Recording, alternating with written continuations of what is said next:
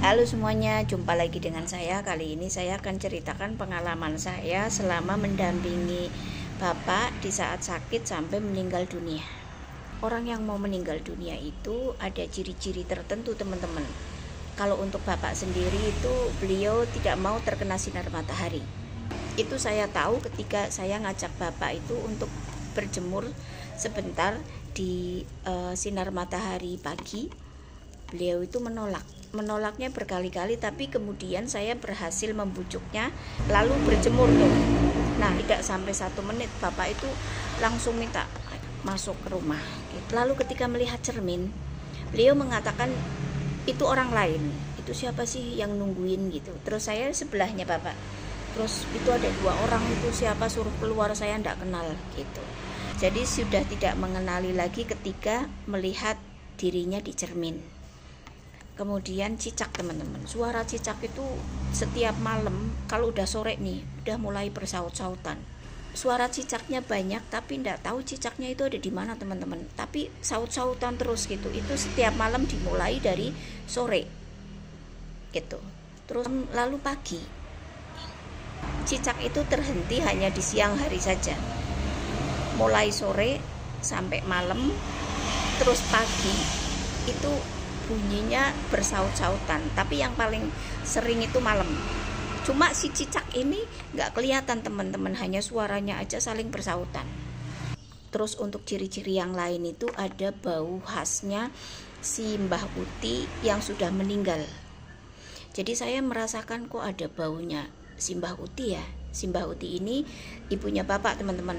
Bau khasnya Mbah Uti saya itu hafal banget ya.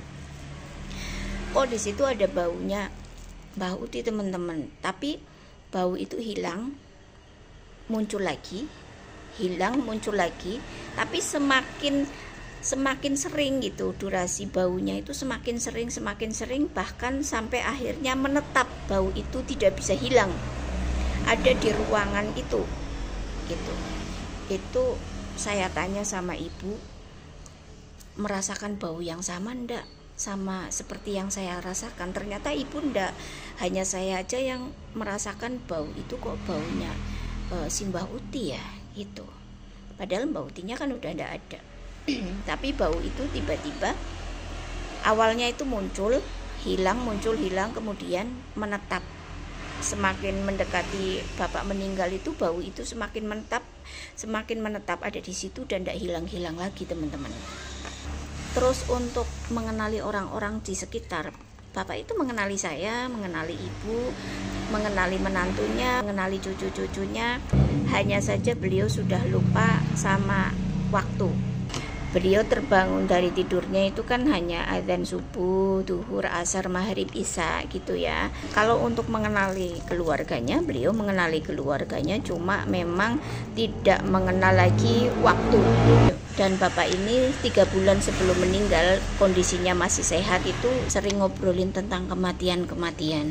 Orang itu bakal meninggal, yang ditinggalkan juga sabar, harus kuat ya, kayak gitu. Tapi waktu itu saya nggak ngeh, cuma karena seringnya beliau ngomong kayak gitu ke saya, akhirnya saya lama-lama jadi risih gitu loh. Jadi setiap Bapak itu pulang dari masjid, ini 3 bulan sebelum meninggal ya, Bapak itu pulang dari masjid terus mampir ke rumah saya, yang beliau obrolin selalu kematian. Lama-lama saya itu jadi risih, teman-teman, jadi agak-agak apaan sih ini, kok Bapak ngomongnya kayak gini gitu kan. Nah, dari situ akhirnya saya menghindar gitu. Saya pura-pura nyabutin rumput yang ada di kembang gitu kan, takutnya kok ngomongnya gitu terus. Jadi saya itu merasakan ada aneh-aneh kayak gimana gitu ya. Nah, setelah itu makin kesini tuh itu.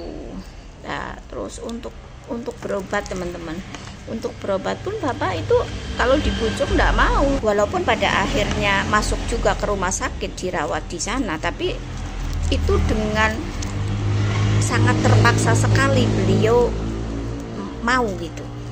Jadi beliau itu di rumah sakit itu bukan keinginannya beliau, tapi keinginannya kami sekeluarga, karena kami berusaha gimana caranya biar Bapak sehat. Tapi beliau sendiri tidak mau sebenarnya, kayak apaan sih kayak gitu.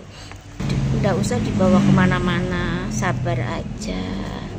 Semua orang itu pasti akan meninggal, ditunggu aja. Itu bapak ngomong kayak gitu teman-teman. Itu yang bikin waktu itu saya itu nangis histeris, ya itu.